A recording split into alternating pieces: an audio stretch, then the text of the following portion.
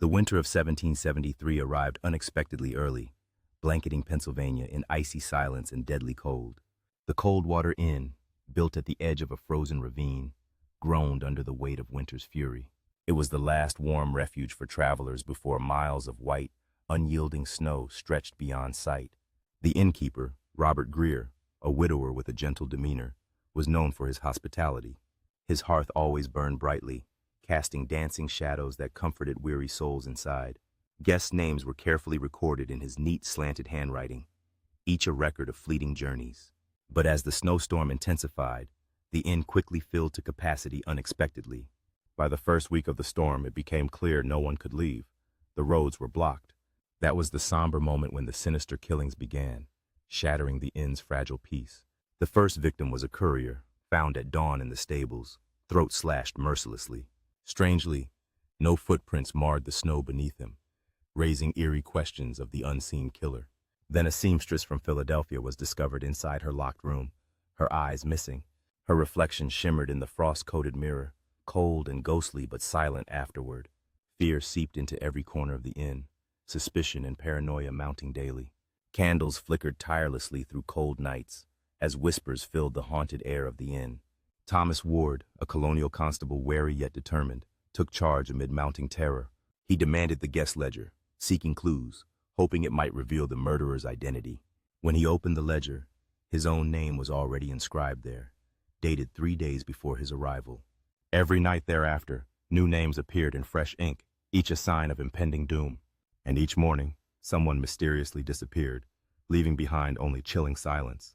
Thomas tried to burn the cursed ledger, but the pages refused to ignite, resisting his efforts. When he tore at the pages, they bled dark red, as if alive with sinister vitality. The handwriting on the pages gradually shifted into an older, darker style, looping into menace. The ink darkened to almost blood red, thick and viscous, promising malevolent secrets. Cornered in his own terror, Robert finally confessed the dreadful truth by candlelight. He revealed the inn was built atop an ancient Puritan meeting house, haunted and cursed. That house belonged to the Keepers of Absolution, a secret sect obsessed with purity. They believed sin could be transferred into a book of blood, a sinister relic bound in darkness. This book recorded every confession, each one sealing a victim's fate with culpability. Robert explained he had uncovered the ledger years ago, buried beneath the inn's foundation.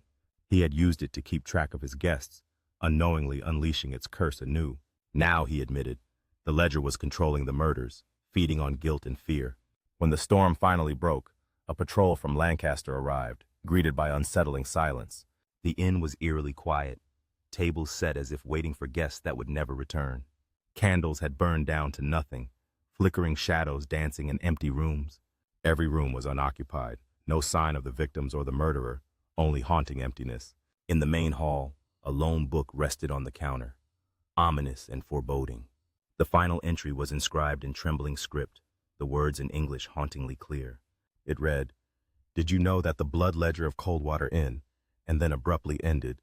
The suspicious phrase hung in the air, sending shivers through the examining militia. No one dared to touch the last page, fearing the curse it might conceal within. Whispers of the curse's dark origins spread quickly among locals, turning into legends.